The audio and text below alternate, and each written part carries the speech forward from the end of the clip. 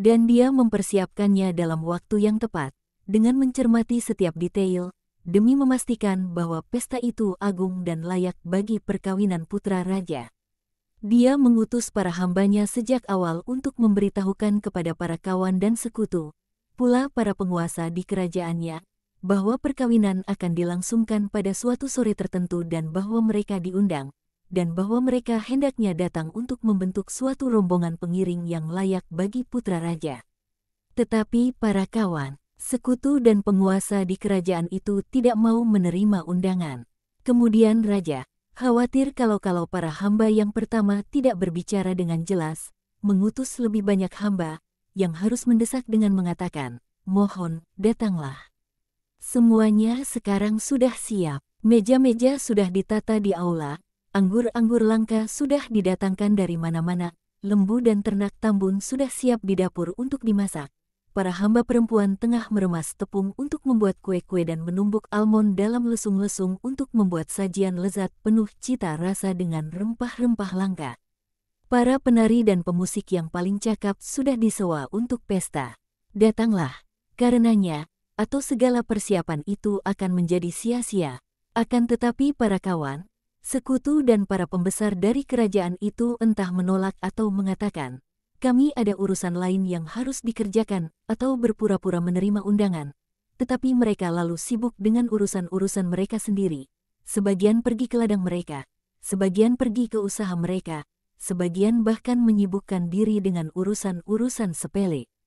Dan akhirnya ada sebagian orang yang, jengkel dengan begitu banyak desakan, menangkap hamba raja dan membunuhnya untuk membuatnya diam sebab bersikeras mengatakan, "Janganlah menolak undangan raja atau kau akan mendapati dirimu sendiri dalam kesulitan." Para hamba itu kembali kepada raja dan melaporkan situasinya dan raja menjadi murka dan dia mengutus para prajuritnya untuk menghukum mereka yang membunuh para hambanya dan menghukum mereka yang sudah menolak undangannya, sementara dia bermaksud mengganjari mereka yang sudah berjanji untuk datang. Namun pada jam yang ditentukan pada sore pesta diselenggarakan, tak seorang pun datang. Raja sangat marah. Dia memanggil para hambanya dan berkata kepada mereka, "Dengan tanpa alasan putraku dibiarkan tanpa orang-orang yang akan memberinya sambutan hangat pada malam perkawinannya. Perjamuan sudah siap, tetapi para tamu yang kita undang tidak layak untuk itu. Dan walau demikian perjamuan perkawinan putraku harus tetap dilangsungkan.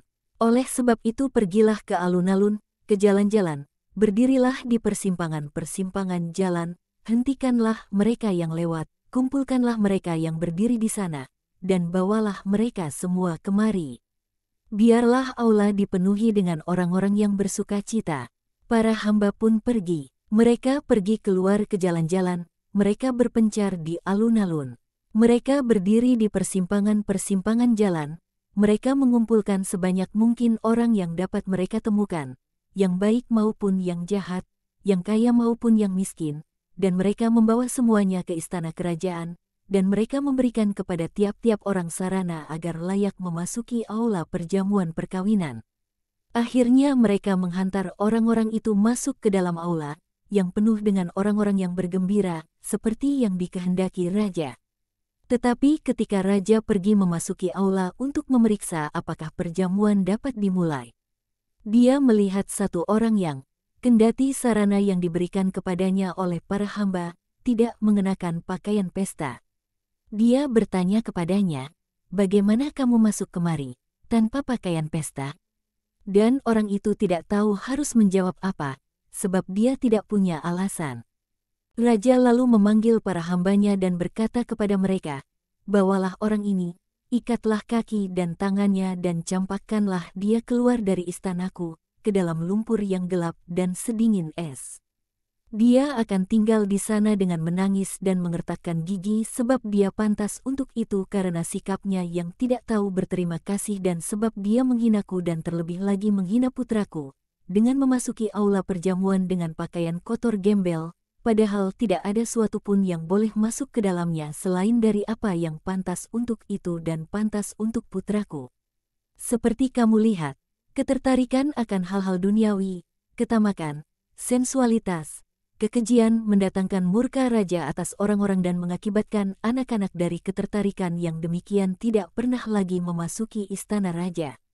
Dan kamu juga dapat melihat bagaimana di antara mereka yang diundang, demi putranya, sebagian dihukum.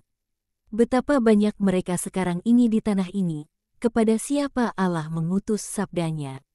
Allah sungguh telah mengundang para sekutu, para kawan, para pembesar dari umatnya, melalui para hambanya, dan ia akan mengundang mereka lagi, dan dengan lebih mendesak, sebab saat perkawinanku menjelang. Tetapi mereka tidak mau menerima undangan, sebab mereka adalah para sekutu munafik, para kawan munafik dan mereka besar hanya karena nama, sebab mereka hina. Suara Yesus semakin lantang dan matanya berkilat-kilat bagai dua permata, di hadapan terang api yang dinyalakan antara ia dan para pendengarnya, untuk memberikan penerangan pada malam yang tak berbulan itu. Bulan sesungguhnya tengah melenyap dan akan muncul kembali kemudian. Ya, mereka hina, dan karena kehinaan mereka, mereka tidak mengerti bahwa adalah kewajiban mereka dan merupakan suatu kehormatan bagi mereka untuk menerima undangan raja. Kesombongan, kekejian, percabulan bertindak bagai tembok dalam hati mereka. Dan, sebab mereka jahat, mereka membenci aku dan sebab itu mereka tidak mau datang ke perkawinanku.